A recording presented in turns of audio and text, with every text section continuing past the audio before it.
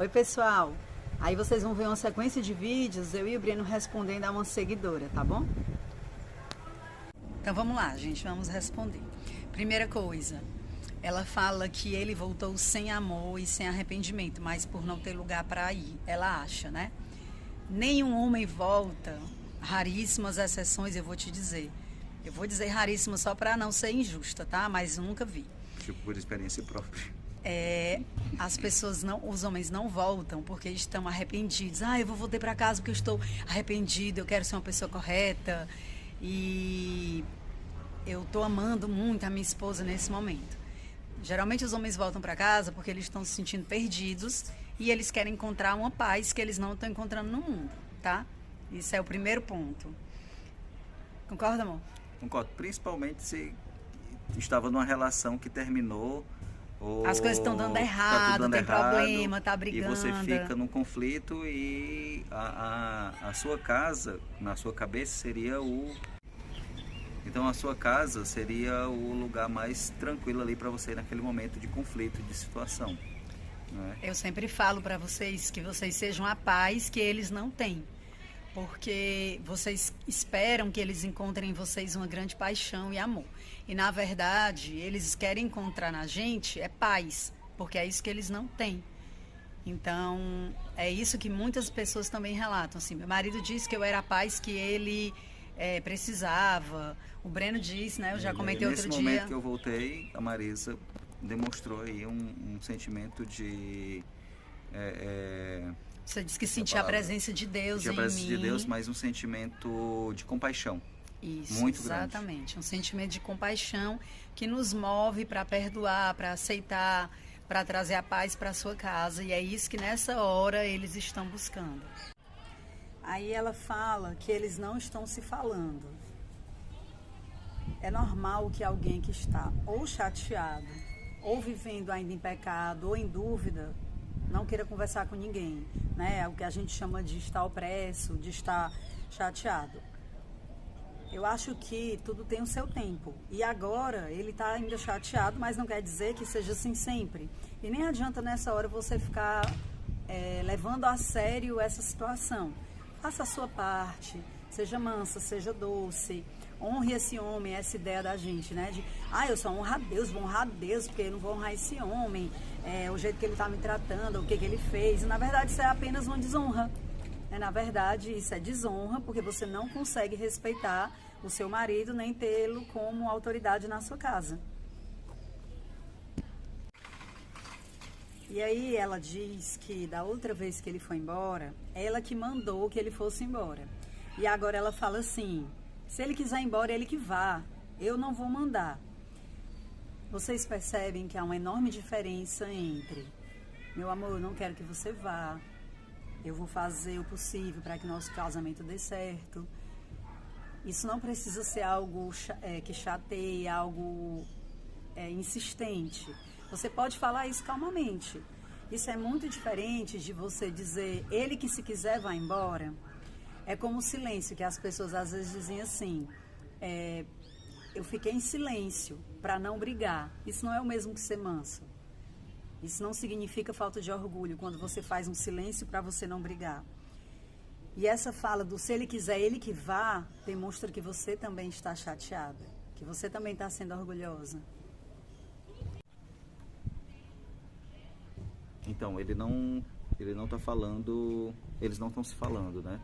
Ele não fala com ela, só responde por monossílabos. Por monossílabos, isso. Então, nesse momento, ele pode estar ainda opresso, ele ainda pode estar ainda muito sentindo aquela culpa, mas ele não viu, ele voltou para casa, mas não viu uma mudança na esposa, né? A esposa continua com as mesmas coisas que talvez um dos motivos que ele tenha saído. Então, ele pode ainda estar em pecado, ou a mente dele ainda pode estar naquela situação. Uhum. E ele não quer falar sobre aquela situação. Então, se o assunto daquilo que está acontecendo se tornar uma rotina, o homem não vai falar sobre aquilo. Então, ele quer... Peraí. Pronto, ele não tá falando com você. Isso pode ser por alguns motivos, algumas situações. Uma delas é que ele não percebeu uma mudança, né? Ele retornou para casa. Se ele retornou para casa, de alguma maneira ele quer esse casamento, né? Mas ele não percebeu uma mudança na esposa. Então, para ele continua tudo a mesma coisa. Ele fica chateado com aquela situação. Né? Um outro motivo que ele possa não estar dialogando essa raiz de amargura dele não foi curada ainda, né? Pela não mudança da esposa. Então, assim, não houve essa cura, não houve esse momento de conversar sobre tudo isso. E ele pode ainda estar em pecado, ele pode ainda estar com saudade da amante, ele pode estar comparando com a amante. E aí, nessa hora, não fique levando tão a sério que ele não fala com você. No momento em que você puder falar com ele, fale calmamente. Ainda que você tenha oportunidades muito pequenas, use-as ao seu favor. Faça a comida que ele gosta. Esse momento que o marido retorna é muito delicado. Por mais que ele tenha cometido um adultério, um erro muito grave, é muito delicado para a restauração do casamento, para o retorno. E se a mulher não for sábia nesse momento de fazer com que esse homem perceba mudanças nela, ele vai continuar nessa raiz de amargura, ele vai continuar chateado, isso não vai funcionar. Agora ele falou que ia embora, né? E falou para outras pessoas que ia embora, que já tinha alugado um apartamento. Bem, não quer dizer que seja o fim, não quer dizer que não tenha mais tempo. Ainda assim, ela poderia, de alguma forma, reverter? Talvez sim. Talvez se ela fizer o que ele está reclamando, o que ele diz? Que ela não mudou nada.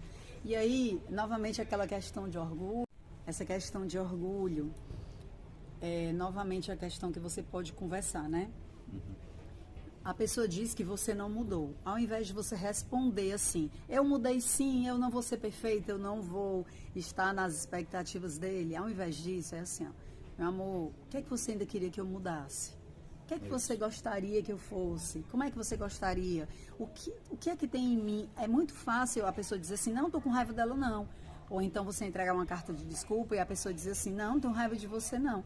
Quando eu entreguei para você minha carta de perdão, você disse, não tenho nada contra você, não. Não tem nada, não. Me desculpa, não, eu também errei e tal. Só que, na verdade, sim, tem que pedir perdão, sim. Mesmo que não tenha sido algo que tenha sido culpa sua, você tem que pedir perdão também dos seus erros. Quando a Marisa me entregou a carta de perdão, eu não entendi ainda, né, toda essa questão da restauração, da restauração, né, do mover de Deus nas nossas vidas. E não entendi, eu achava que aquilo era, não, aconteceu, vamos se separar e pronto. Depois que eu entendi que sim, que aquele pedido dela foi fundamental para eu entender que havia uma mudança em curso, pronto, né? Que havia agora uma mudança. Agora você falou uma coisa interessante que eu nem lembro de falar. Eu falo muito isso para as mulheres, assim, ó, você vai pedir perdão, não quer dizer que ele vai ficar agora. Mas quer dizer que ele pelo menos já está vendo que você refletiu sobre seus erros. Ainda que não seja agora o momento da sua colheita, mas você está plantando. E uma das coisas que você vai plantar é mostrar que você refletiu aqueles erros e está mostrando que reconhece que está ali aqueles erros. Olha, eu fiz isso, me perdoe. Então, isso é muito importante nesse momento. Quando um homem... Que a Marisa mostrou isso muito no início e eu não estava nem... Mas eu sabia que não ia funcionar naquela hora, entende? E eu tenho muita a consciência disso, né? Pelo que eu vejo também das pessoas, né? Quando eu falo assim, peça perdão, não é agora que ele vai entender e lhe perdoar, mas ele precisa começar a ver que você já está refletindo sobre seus erros e isso desarma as pessoas. Muitos com o marido em casa e ela começa a fazer um movimento e começa a refletir sobre tudo o que aconteceu e mostra para ele essa humildade. Às vezes a pessoa diz assim, eu já pedi perdão, mas depois continua a agir tudo igual. E eu digo assim, então peça novamente, diga que você está sempre pensando sobre isso, porque isso vai fazer uma diferença. Toda vez que ele tiver raiva, ele vai lembrar que você também condena aquela sua atitude e você não faria novamente, né, amor? Isso, com certeza. E um outro ponto... É a expectativa, que ela fala assim, eu não tenho como suprir as expectativas dele. Gente, me desculpem, mas as expectativas de um homem não são altas. Não são. Então, assim, para fala de alguém dizer assim, eu acho que está totalmente equivocado, assim. E eu vou dizer assim, para o homem ficar em casa, não é muita coisa, não. As expectativas de um homem são ser honrado, admirado, né? Honrado / admirado, ser amado, né? Bem tratado e sexo. E uma comida boa. Uma comida boa tá no ser bem Isso, tratado, né? isso. Tá no ser bem tratado, ser Mas amado, é ser isso, honrado. pouca coisa que normalmente as mulheres acabam esquecendo Sim. naquela vivência de estar todo mundo ali igual e enfim. E acaba aquela não ideia, sendo. né, das mulheres que se Óbvio. denominam tão cristãs, mas não Isso. fazem isso pelo esposo. Então, isso não é ser cristão, é o que eu acabei de dizer. Só Isso é uma desonra. Só lembrando Isso aqui é aos uma desonra. homens que isso não vai Não justifica. tirar a responsabilidade deles Não de justifica. amar a esposa, de honrar a esposa. Isso não justifica nada disso, não. O homem tem que amar. Ixi. Então, voltando, o homem ele tem que entender, e isso é bíblico, e óbvio, você só vai ter esse entendimento quando você tem conhecimento da palavra. O homem ele tem que honrar a esposa, ele tem que amar a esposa como Jesus amou a sua igreja, ama a sua igreja. Então, assim, é algo que a gente vai tendo esse conhecimento dessa função do homem como marido, né? Dessa responsabilidade do homem como marido. Então, não é porque a mulher a esposa vai mudar o seu comportamento, vai honrar aquele marido, vai fazer tudo que o marido vai ficar ali sentado no sofá e acabou assistindo. Não. É uma via de mão dupla isso aqui. Não é uma via, não é só a esposa que tem que mudar. Mas essa mudança do homem, ela vem com a mudança da esposa. E esse homem só vai fazer tudo isso, inclusive se aproximar da palavra, se aproximar de Deus, quando ele vir isso em você. E aí, na fala das pessoas, a gente consegue perceber mágoa, amargura, rancor e muito orgulho. Essa fala, né, de falar mal do esposo, contar as mazelas, né, do que ele tem feito. Ficar diminuindo o esposo, ou passar na cara alguma coisa que ele fez, enfim. Isso. Eu não sei como é entre vocês. As pessoas costumam negar muito veementemente, né? A gente vê que a fala é de uma pessoa que está chateada e quando a gente fala, não, mas eu não falo isso para ele, não. E quando a gente vai conversar com o marido, fala sim, humilha sim, chateia sim, não mudou, continua errando nas mesmas coisas. Então, se volte mais para si. A sua fala sobre o seu esposo demonstra muita amargura, demonstra que você acha que já fez o máximo que você deveria e não deve passar daquele ponto, não demonstra compaixão e não demonstra essa maturidade mesmo, né? Maturidade, exatamente. E finalizando, quando ela fala, né, que ela está fazendo tudo e não está recebendo nada em troca. A gente faz as coisas para agradar a Deus.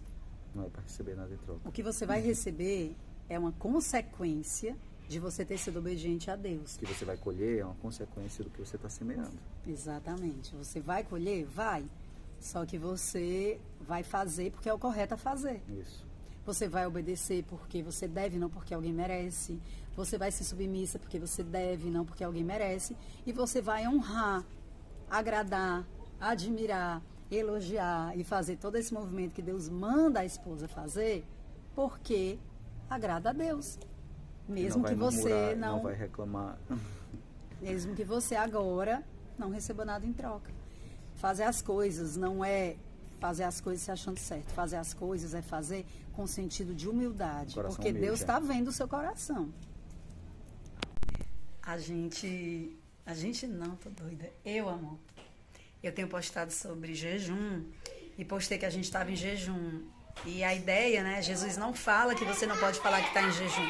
Jesus fala que você não deve achar que você é superior aos outros e ficar dizendo que está sofrendo e chorando porque você está em jejum, né? Porque nisso você está querendo o respeito das pessoas, né? Ser elogiado pelas pessoas.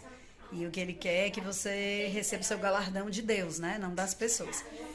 Mas, então, por isso é que eu tenho falado de jejum normalmente, para as pessoas saberem que é algo que qualquer pessoa pode fazer. Para mim é uma experiência nova, né? Eu fiz jejum já, mas fiz um intervalo muito pouco de tempo. Esse jejum está mais prolongado e buscando uma intimidade maior com Deus, né? Lendo a palavra, louvando o Senhor. Fala baixo. E vendo como é que vai ser todo esse desenvolvimento do jejum.